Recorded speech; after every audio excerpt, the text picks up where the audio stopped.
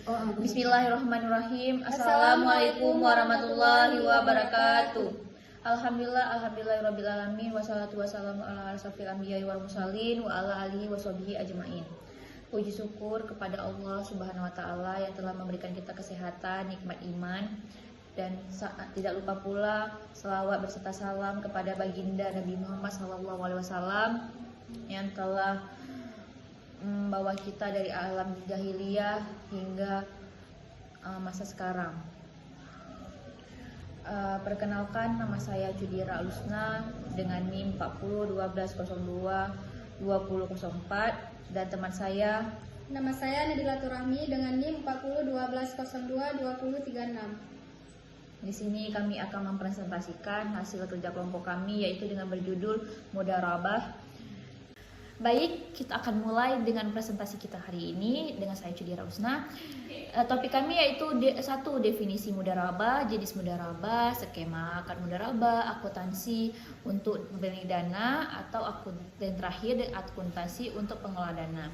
Baik, pengertian mudharabah, definisi mudharabah. Mudharabah adalah akad kerjasama suatu usaha antara dua pihak, di mana pihak pertama yaitu milik sahibul mal atau dengan pengelola itu dengan mudharib bertindak selaku pengelola, dan keuntungan usaha dibagi di antara mereka sesuai dengan kesepakatan yang dituangkan dalam kontrak gitu. Jadi secara bahasa, mudharabah artinya yang berpergian di muka bumi untuk berperdagang demi kemaslahatan umat. Maka penetapan mudharabah ini diharapkan tidak sedikit pun berbau riba dan menguntungkan sesama pihak. Sahibul mal akan memperoleh manfaat dengan kerja keras mudharib, sedangkan mudharib mendapatkan manfaat dari modal usaha, sehingga terciptanya kerjasama antara sahibul mal dan mudharib. Allah tidak mempersulit semua akad yang telah ditetapkan, melainkan terciptanya kebaikan dan hilangnya mudarat. Dengan adanya kerjasama ini maka pengoperasian dirujukan. Baik, tema selanjutnya yaitu dengan jenis mudharabah. Jenis mudharabah terbagi menjadi dua, yaitu mudharabah muqayyah. Akad mudharabah muqayyah adalah di mana pihak dana memberikan batasan kepada pengelola antara lain mengenai dana, lokasi, cara, dan sektor usaha. Yang kedua, misalnya tidak mencampurkan dana yang dimilikan oleh pemilik dana dengan dana lainnya, tidak menginvestasikan dananya pada transaksi atau mengharuskan pengelola dana untuk melakukan investasi sendiri tanpa melalui pihak ketiga. Yang kedua yaitu jenis mudharabah muqayyah mutlaqah.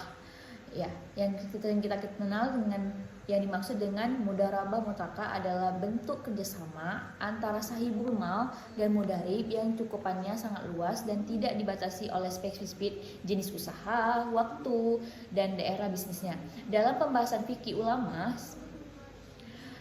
saleh seringkali dicontohkan dengan ungkapan ilfah, masyitah, lakukanlah sesukamu dari sahibul mal ke mudharib yang memberikan kekuasaan yang sangat besar. Dalam artian si pemilik modal memberikan usahanya, memberikan modalnya untuk dikelola dengan ikhlas supaya tidak tergantung kepada si pemilik modal, yaitu dengan pengelola modal berupaya untuk mengelola modalnya dengan sedemikian rupa dengan baik, maka tidak terjadinya kesalahan.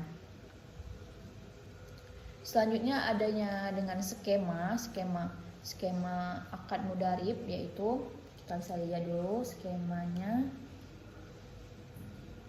Skema akad mudharabah.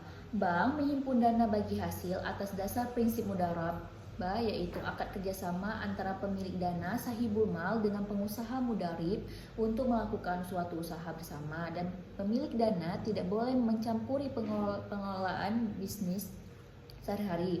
Keuntungannya yang diperoleh dibagi antara keduanya dengan perbandingan nisbah atau pembagian hasil yang telah disepakati sebelumnya antara sahibul mal dan mudharib yang telah sepakat.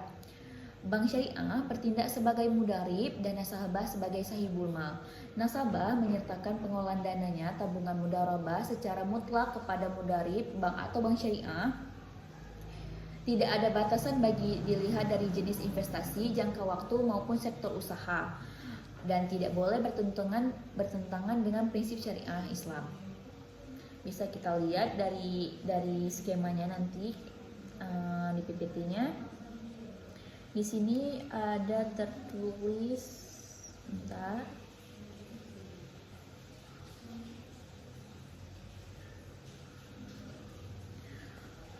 Pemilik dana atau nisbah langsung bank syariah akan membayar bagi hasil kepada nasabah setiap akhir bulan sebesar sesuai dengan nisbah yang telah diperjanjikan pada saat pembukaan rekening tabungan mudharabah. Bagi hasil akan diterima nasabah akan selalu berubah pada akhir bulan. Perubahan bagi hasil ini disebabkan karena adanya fluktuasi pendapatan bank syariah dan fluktuasi dana tabungan nasabah.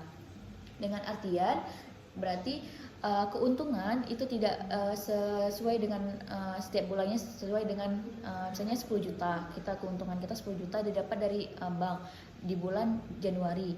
Tapi tidak juga menutup kemungkinan di bulan Februari kita bakal dapat 10 juta. Dikarenakan adanya juga pendapatan bank yang kadang menurun dan kadang meninggi. Jadi setiap bulannya itu tidak penuh dengan 10 juta atau setiap bulannya selalu mendapatkan hasil yang sama gitu. Jadi keterangan dari skema kami yaitu 1. Nasabah menempatkan dananya dalam bentuk tabungan mudharabah.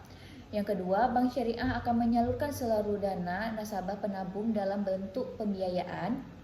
Yang ketiga, bank syariah memperoleh pendapatan atas pembiayaan yang telah disalurkan. Yang keempat, bank syariah akan menghitung bagi hasil atas dasar review sharing, yaitu pembagian bagi hasil atas dasar pendapatan sebelum dikurangi biaya. Jumlah disesuaikan dengan saldo rata-rata tabungan dalam bulan pelaporan.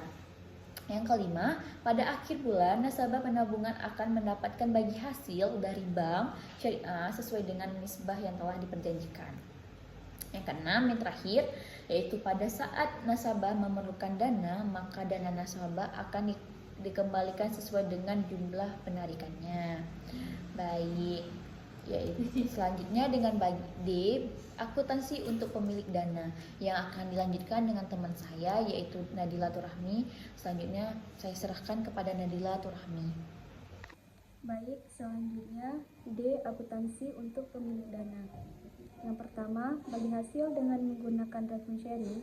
Dasar perhitungan bagi hasil yang menggunakan revenue sharing adalah perhitungan bagi hasil yang didasarkan atau penjualan dana atau pendapatan kotor atas usaha sebelum dikurangi dengan biaya. Bagi hasil dan revenue sharing dihitung dengan menggalikan nisbah yang telah disetujui dengan pendapatan bruto. Contohnya, nisbah yang telah ditetapkan adalah 10% untuk bank dan 90% untuk nasabah.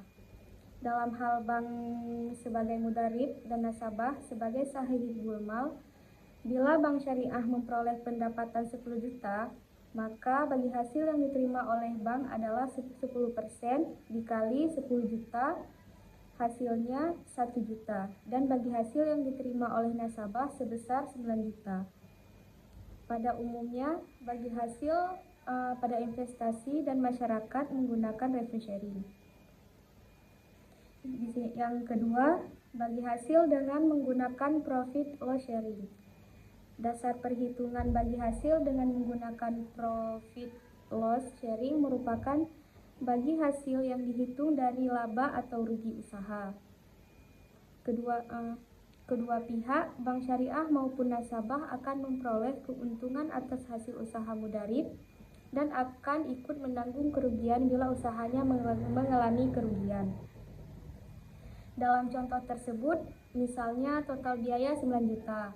Maka bagi hasil yang diterima oleh nasabah adalah 900.000, 90% dikali 10 juta, dikurang 9 juta. Yang kedua, bagi hasil untuk bank syariah, 100, 10% dikali 10 juta hingga 9 juta.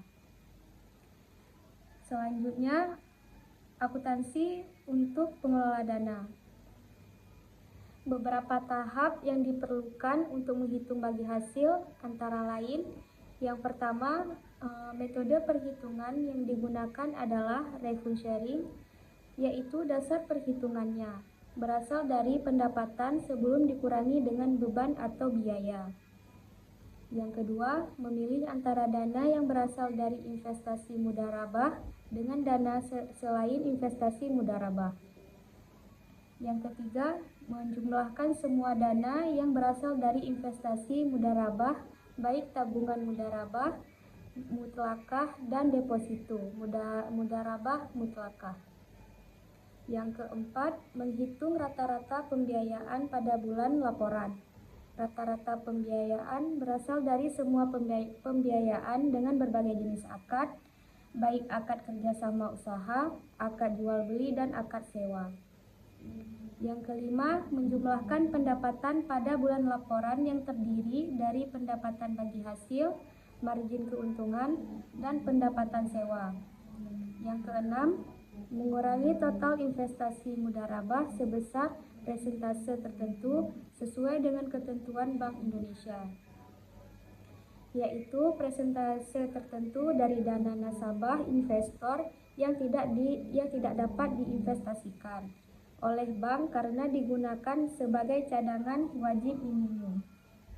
Yang terakhir, 7, menentukan pendapatan yang akan dibagi hasil antara nasabah, investor, dan bank syariah, disebut dengan income distribution. Bagi hasil untuk masing-masing investasi mudharabah dihitung dengan mengalihkan income distribution dengan nisbah masing-masing dana investasi. Kemudian dikalikan dengan perbandingan antara investasi mudharabah tertentu dengan total dana investasi mudharabah. Berdasarkan PSAK 105/22 dinyatakan bahwa pengakuan penghasilan usaha mudharabah dalam praktik dapat diketahui berdasarkan laporan bagi hasil atas realisasi penghasilan usaha dari pengelola dana dan tidak diperkenankan mengakui pendapatan dari proyeksi bagi hasil sekiranya hasil usaha belum dibayar oleh pengelola, bagian tersebut diakui sebagai piutang. Berikut adalah realisasi laba bruto PT Hania selama 10 bulan yang dilaporkan setiap tanggal 10 bulan berikutnya. Yang pertama, bulan Agustus, jumlah laba bruto 20 juta, porsi bank 30%, 6 juta, tanggal pembayaran hasil 10 September. Yang kedua, September, jumlah laba brutonya 50 juta, porsi bank 30%, 15 juta, tanggal pembayaran hasil 10 Oktober. Yang ketiga, Oktober 45 juta, porsi bank 30%, 13 juta 500, tanggal pembayaran 10 November. Yang keempat, November 40 juta, porsi bank 30%, 12 juta, tanggal pembayaran 10 Desember. Kesimpulannya, bagi hasil adalah suatu sistem pengelolaan dana dalam perekonomian Islam, yakni pembagian hasil usaha antara pemilik modal sahibul mal dan pengelola mudharib. Pada penerapan prinsip yang digunakan pada sistem bagi hasil menggunakan kontrak kerjasama, yaitu akad mudharabah. Mudharabah adalah perjanjian antara pemilik modal, uang, dan barang dengan pengusaha di mana pemilik modal bersedia membiayai sepenuh suatu usaha atau proyek dengan pengusaha setuju untuk mengelola proyek tersebut dengan bagi hasil sesuai dengan perjanjian.